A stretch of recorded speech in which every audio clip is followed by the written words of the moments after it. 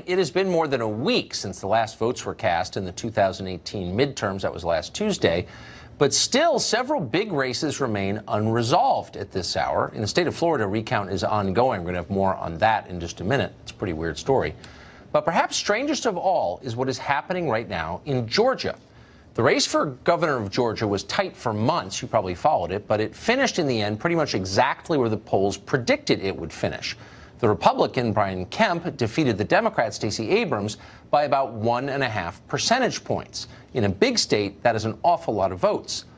For reasons she hasn't really explained, though, Stacey Abrams has refused to accept those results. Her allies are now claiming the election was stolen. If Stacey Abrams doesn't win in Georgia, they stole it. It's clear. It's clear. Stacey Abrams' election is being stolen from her using what I think are insidious measures to disenfranchise certain groups of people. I know Stacey well. She was one of my really strong surrogates in the campaign. If she'd had a fair election, she already would have won. Most remarkable of all, though, is that Hillary Clinton is one of the voices in this chorus. We keep track, and we remember Hillary's view just 2 years ago. Here's what she thought of losing candidates who claim the election is rigged. That's horrifying. You know, every time Donald thinks things are not going in his direction, he claims whatever it is rigged against him. That is not the way our democracy works. We've been around for 240 years. We've had free and fair elections. We've accepted the outcomes when we may not have liked them. He is denigrating. He's talking down our democracy. And I, for one, am appalled. Peter Kirsanow is a U.S. Civil Rights Commissioner, a frequent guest on the show. He joins us again tonight. Peter, thanks a lot for coming on. So first, as a factual question, this is someone who's a rigorous thinker, I think, and has been following this. Is there evidence, real evidence, that Stacey Abrams has had this election stolen from her?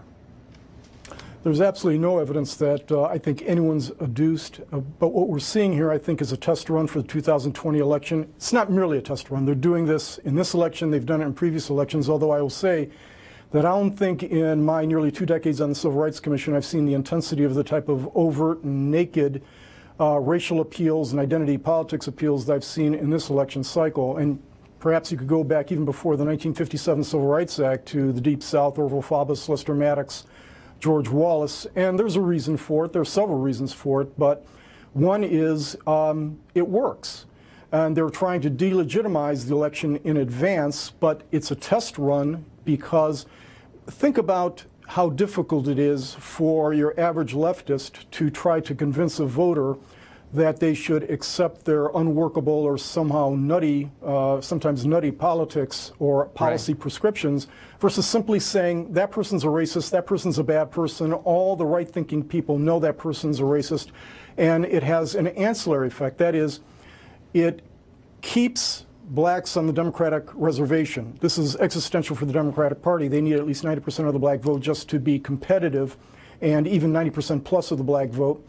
And so they engage in these types of maneuvers and rhetoric on a regular basis. But the additional effect that's helpful is it makes, and I think you alluded to this, there is a certain subset of white voters who they also want to align themselves with the right-thinking folks, and they don't want to be aligned with those that all the right-thinking people say are racist or despicable. So to feel good about themselves, they'll vote in the prescribed manner. Right. And you're absolutely right that it works, and they've been doing it an awfully long time. But I think in almost 30 years of covering elections, I've never seen it at this volume. You just a second ago said there are a couple of reasons for it. The first is it works, and I agree with you. What are the other reasons? Why is it accelerated now, do you think? Because, I think some of it is because the policy think about how far the Democrats have gone to the left.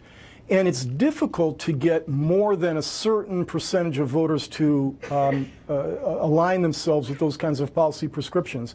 It's a lot easier to comprehend an appeal based on identity politics.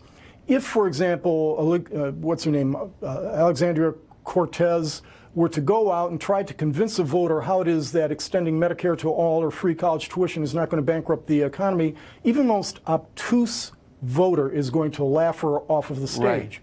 It's a lot easier to say, vote for me because I am of whatever identity it may be, and make an appeal on that basis and have media acolytes continue to echo that on a regular basis. A significant portion of this is because of Donald Trump. and the continued attempts to paint Donald Trump and anyone who supports him as a racist. In some respects, it has been successful. I think it's backfired in other respects. But you're seeing something that they're going to test out big time in 2020. Yeah. No, I think that's really smart. Thank you for making sense of that. Peter Kirsanow, one of our favorite guests. Thanks, Tucker.